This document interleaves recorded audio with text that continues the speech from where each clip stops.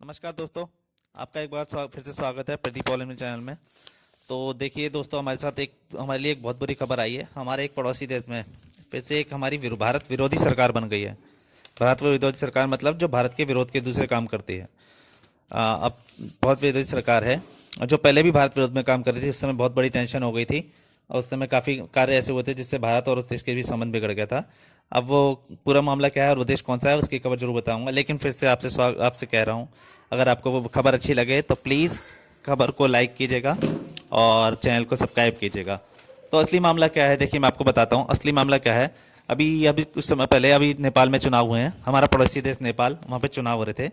तो उसमें अभी तक हमारी सरकार थी नेपाली कांग्रेस की, शेर बहादुर देवबा जी की, जो बहुत अच्छे भारत के साथ रिश्ते बने हुए हैं, जिससे मोदी जी के और शेर बहादुर देवबा जी के अच्छे रिश्ते बने हैं, जिससे बहुत नेपाल का और भारत का उससे तब से संबंध अच्छा होता जा रहा था 2 साल से, पिछले 2 साल से।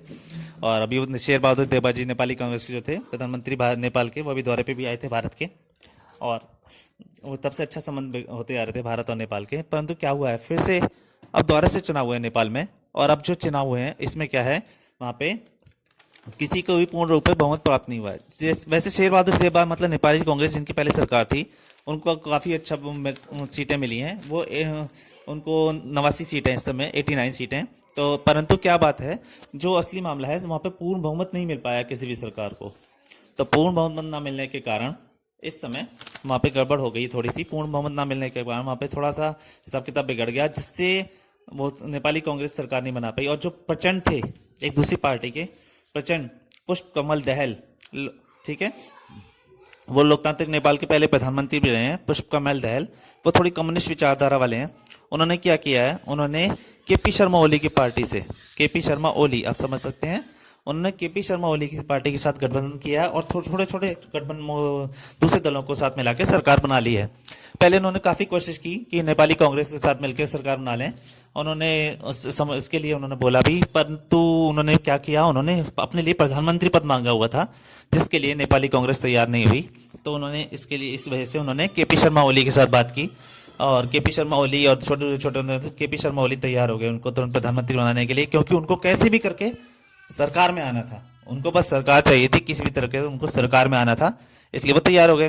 तो अब पुष्प कमल दहल यानी प्रचंड, जो कम्युनिस्ट विचारधारा के हैं, और केपी शर्मा ओली जो शुरू से भारत विरोधी रहे हैं, उनके साथ भारत विरोधी क्यों कह रहा हूँ, अब उन्हीं के समय पे भारत और नेपाल के बीच में सीमा विवाद बढ़ा, जो आज तक कभी नहीं था। लिपु लेक विवाद, आपको पता होगा, लिपु लेक विवाद अभी चला था, जो भारत रास्ते बना रहा था मानसरोवर की तरफ। तो उन्होंने अपना नया नक्शा जारी कर दिया नेपाल ने, किसकी वजह से, केपी शर्मा ओली की सरकार के टाइम पे उन्होंने अपना एक नया नक्शा जारी कर दिया। उन्होंने भारत के कुछ हिस्सों को, लिपु लेक जो अभी तक अब वैसे थे, जिसके में कोई विवाद नहीं था, उन्होंने उन हिस्सों को अपने नेपाल के नक्शे में दिखा के उनको नया नक्शा जारी कर दिया। और उनका सबसे बड़ी बात ये थी, उनकी विचारधारा जो है चाइना से मिलती है।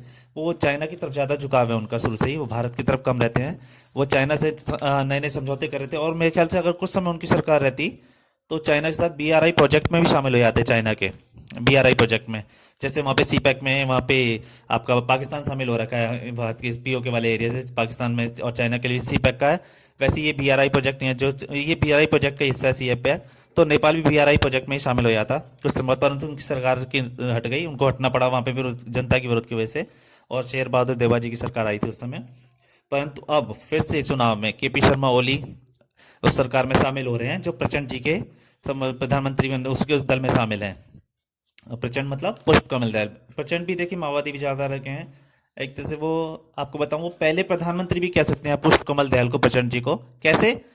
क्योंकि उससे पहले नेपाल में प्रधान सरकारें तो तब भी बनती थी, पर तब तक नेपाल में राजशाही थी, और वहां से चुनाव होके वो अपनी तरफ से चुनते सरकारें बनती थी, वो हटा भी सकते थे राजशाही, जो राजा होता था। पर उस समय राजशाही खत्म हुई और पहले प्रधानमंत्री बने प्रचंड, पुष्प कमल दहल। प्रचंड पहले प्रधानमंत्री बने थे लोक सरकार के, लोकतांत्रिक सरकार के, और वो इससे पहले 2 बार प्रधानमंत्री रह चुके हैं। अब फिर से प्रधानमंत्री बन रहे हैं। अब उम्मीद तो हम ये कर सकते हैं कि पुष्पकमल दहल थोड़ा समझेंगे, हम भारत और नेपाल के रिश्ते अच्छे होंगे। कि हमारे प्रधानमंत्री जी देखिए बहुत समझ, उन्होंने अभी से ही पुष्पकमल दहल जी को बधाई दी है। उन्होंने कहा है भारत और सरकार और नेपाल सरकार मिलकर काम करेगी। परंतु अब भारत के लिए थोड़ी मुश्किल रहेगी, क्योंकि प्रचंड जी की सरकार में सबसे ज्यादा केपी ओली की पार्टी के सदस्य हैं, और केपी ओली अपने प्रेशर जरूर बनाएंगे चाइना की तरफ। तो मेरे ख्याल से वो उनको कार्य करने में थोड़ी दिक्कत होगी। बस इतना ही कह सकते हैं कि ये दिक्कत ज़्यादा ना हो और भारत और नेपाल के रिश्ते अच्छे बने रहें। धन्यवाद।